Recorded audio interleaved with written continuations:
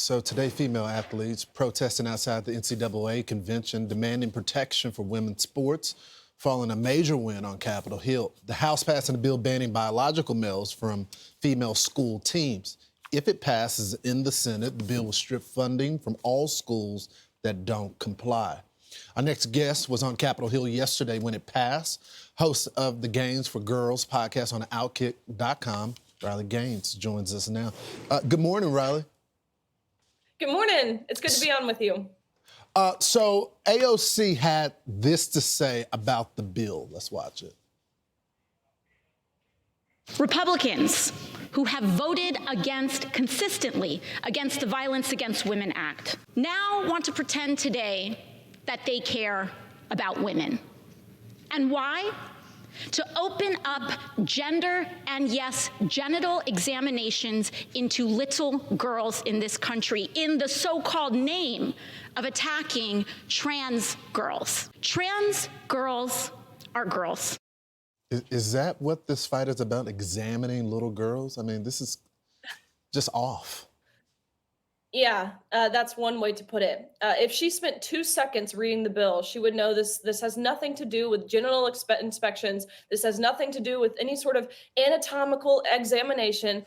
This resorts to birth certificates and a routine physical, which every athlete already has to complete to be able to play their sport anyway. And so to watch the theatrical performance, which that's exactly what it was, from pretty much all of the Democrats on the House floor, it was disheartening, and to continue to see them tout about women's rights. And she mentions the Violence Against Women Act. Do we remember how AOC voted on the Violence Against Women by Illegal Aliens Act? Because she voted in opposition. So, I mean, look at these people. Look how they voted on the Laken Riley Act. Look how they voted on the Save Women's Sports Act. And if they were a no on one or both, then they do not get to continue to say they support women and women's rights. So, Riley, I was actually surprised when I saw it was only 2 Democrats from the Texas delegation. So we got some Texas Democrats that have some sense. You got Representative Henry Cuellar and you got Vicente Gonzalez that voted for the bill. I don't think this is a partisan issue. And I thought that the Democrats really cared about women. They're going to destroy the sport. Yeah, you don't think it's a partisan issue. Neither does majority of Americans, as made very, very clear on November 5th. But apparently November 5th taught the Democrats nothing. I was curious going into this. Will we see people double down like we saw from AOC? Or will we see people start to slowly recant from their position? And if you can remember, Lawrence, a few months back, I mean, pretty immediately following the election, you had Congressman Seth Moulton. He went on the news and he said, look, we've become too radical as a party. I have daughters. I don't want my daughters on the court or on the field with boys. But even Congressman Moulton was pressured into voting in opposition of the Protection of Women and Girls in Sports Act. But that tells you something. It tells you that more than a party, what the Democrats are is truthfully they're a cult. You know, I do find that interesting because we interviewed the congressman and you thought that there was an epiphany on this issue.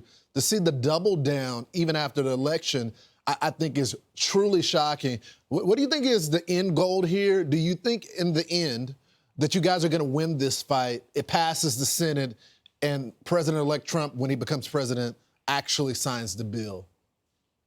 I'm very hopeful. The Senate seems to be a lot more bipartisan on these hot button issues than certainly the House does. So I'm hopeful. I don't know what the timeline looks like. If you can remember last year, the Senate totally disavowed this issue. They would not even bring it forward for a vote. So nonetheless, it's a big step forward. And I'm hopeful that President Trump on day one, as he campaigned on, will take decisive action and ultimately ensure Title IX is upheld by its original intent. Mm-hmm. I just hope that all the women during Pete's hearing yesterday that wanted to be defenders of women vote for the bill. We'll see. Thanks, Riley. I'm Steve Ducey. I'm Brian Kilmeade. And I'm Ainsley Earhart. And click here to subscribe to the Fox News YouTube page to catch our hottest interviews and most compelling analysis.